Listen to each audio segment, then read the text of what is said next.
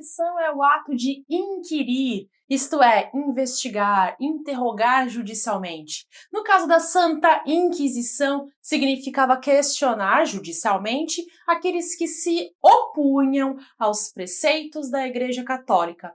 A Santa Inquisição também era chamada de Santo Ofício e era formada por tribunais da Igreja Católica que perseguiam, julgavam e puniam pessoas acusadas de se desviar de suas normas de conduta.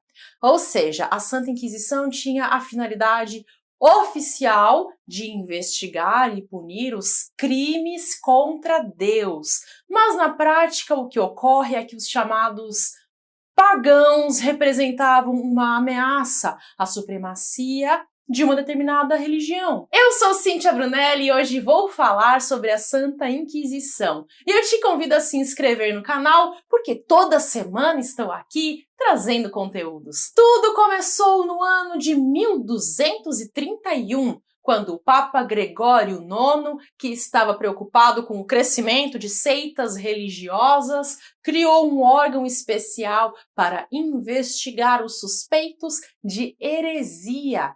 Qualquer um que tivesse práticas religiosas que não fossem católicas era considerado herege. Depois de um tempo, o Santo Ofício passou a considerar como heresia qualquer ofensa à fé e aos costumes.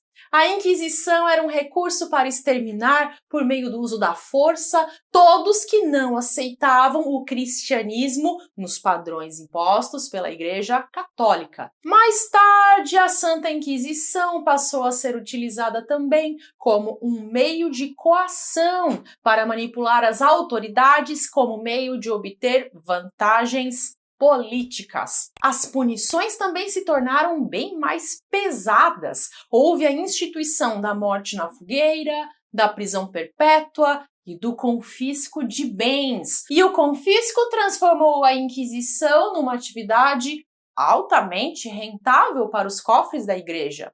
Não se podia aprender nada que fosse diferente daquilo que era autorizado pela Igreja Católica.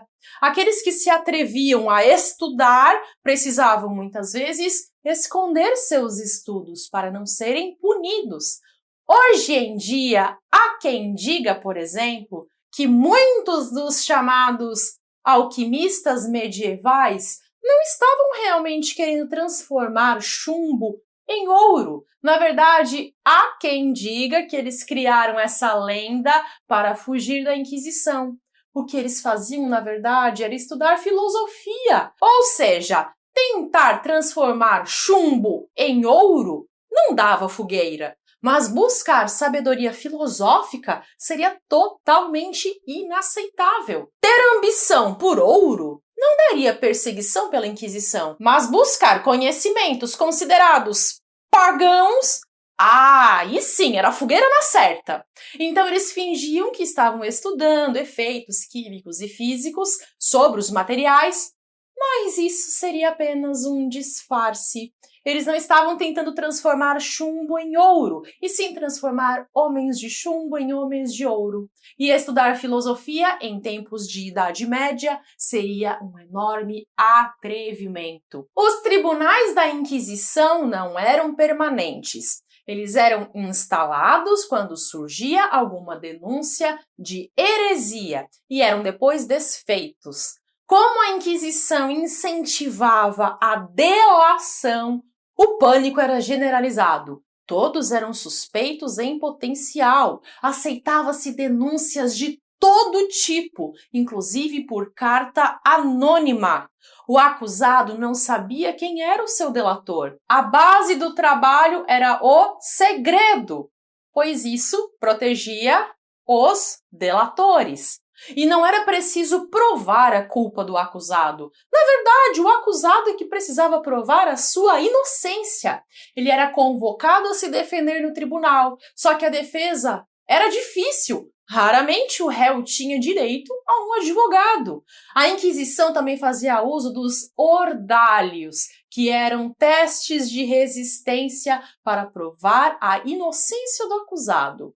Por exemplo, Vamos jogar água fervente e se ele não se queimar, significa que Deus está intercedendo e por isso ele não é culpado. Os ordalhos seriam testes para avaliar o julgamento de Deus.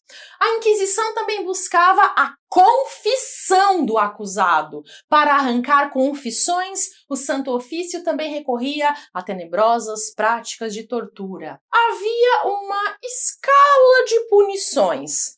O inquisidor variava a crueldade dos castigos conforme a heresia. Os mais leves incluíam deixar o acusado acorrentado, sem comer e sem dormir por vários dias. Mas os relatos históricos registram outros castigos bem mais dolorosos, com o uso de aparelhos. E para amedrontar os acusados, os carrascos faziam uma demonstração de como funcionavam estes dispositivos.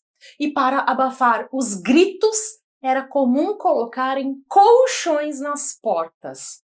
Após feita a confissão através da tortura, o acusado deveria repetir essa confissão várias vezes, pois ela precisava ser espontânea. Após o processo, as sentenças do tribunal geralmente ocorriam na praça central da cidade e eram grandes acontecimentos. Era uma espécie de entretenimento macabro. Muitas vezes, até o rei estava presente. Para serem vistos pelo público, os prisioneiros subiam em um palco. Alguns eram chicoteados e chegavam até a ser agredidos pela multidão. As punições iam das mais brandas, como a excomunhão, até as mais severas, como a prisão perpétua, o esquartejamento e a morte na fogueira. As penas eram executadas através de suplícios, em que o próprio corpo do acusado era sujeito à pena. O suplício era a arte de causar dor, uma dor pior que a morte, uma dor comparável a 1000 mortes. A medida do sofrimento era determinada de acordo com a gravidade do crime. Eu tenho um vídeo aqui no canal com o nome Direito, Violência e Punição, em que eu falo mais sobre a história das penas, especialmente essa parte sobre as punições da Idade Média. O vídeo está maravilhoso e eu recomendo demais. Ele é um complemento para esse vídeo aqui. Te convido a assistir quando esse vídeo aqui acabar. Foram vários séculos de torturas e horror cometidos pela igreja e autorizados pelos reis, tendo como pretexto a heresia. Milhares de pessoas foram cruelmente torturadas e mortas. Ao estudar o período da Inquisição, é impossível não pensar na pergunta: como chegamos a esse ponto? Como é que seres humanos fizeram tais coisas? Há quem diga que por trás de todo esse sofrimento do mundo estão a ignorância e o egoísmo, geralmente caminhando juntos. A pessoa é ignorante sobre o que está fazendo e também egoísta por não querer nem por um segundo se colocar minimamente no lugar do outro. Existem historiadores que afirmam que hoje nós já poderíamos estar em um patamar muito mais avançado em termos de evolução, caso os séculos de Idade Média não tivessem sido marcados por toda essa violência e barbárie. Basta pensar em todos os cientistas que foram mortos. Giordano Bruno, que defendia que a Terra não era o centro do universo, como naquela época se pensava, terminou queimado em uma fogueira. Galileu Galilei também foi denunciado por suas teses científicas, mas se retratou para não ser morto. Quanto à Igreja Católica, hoje ela já oficializou o pedido de perdão pelos erros cometidos pela Inquisição. Há cerca de 20 anos, o Papa João Paulo II escreveu uma carta em que ele se desculpou tanto pelos acontecimentos daquela época, quanto pelas feridas deixadas na memória coletiva depois daquilo.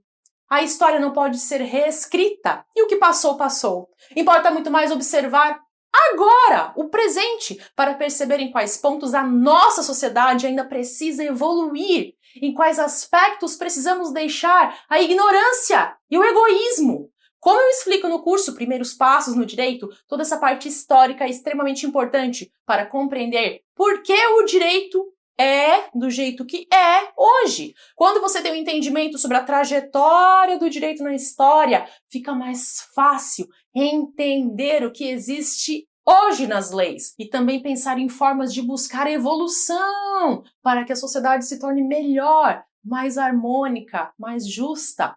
Sempre que eu ouço alguém dizendo que a tortura deveria ser usada como forma de punição, eu reflito sobre como seria interessante se essa pessoa tivesse o conhecimento da história do direito para saber que houve um tempo em que as penas eram extremamente violentas e isso não tornava a sociedade melhor. Entender a história é ter a oportunidade de aprender com os erros do passado para que eles não sejam novamente cometidos hoje. Eu deixo aqui também o meu convite para aqueles que querem mergulhar no universo das leis, que é assistir ao curso Primeiros Passos no Direito. É um curso pensado em quem está começando do zero ou ainda está no início da sua jornada no direito e quer entender o direito de forma simples e direta, sem enrolação. Eu trago a base do direito. O foco do curso está nas disciplinas iniciais, que são as mais importantes para a construção do seu raciocínio. E ele é voltado a quem está começando agora e quer um curso super didático e de fácil compreensão. As aulas são didáticas e fáceis de acompanhar, mas extremamente profundas, para que você tenha realmente o entendimento de tudo o que é mais importante quando o assunto é entender a base do direito. Você vai compreender o direito com facilidade, sem precisar sofrer com aulas complicadas e confusas. Para saber mais informações sobre o curso Primeiros Passos no Direito, o link está na descrição do vídeo. Entender o direito está a seu alcance e eu te digo, quando você começar, você não vai mais querer parar e você vai se perguntar por que você não começou antes.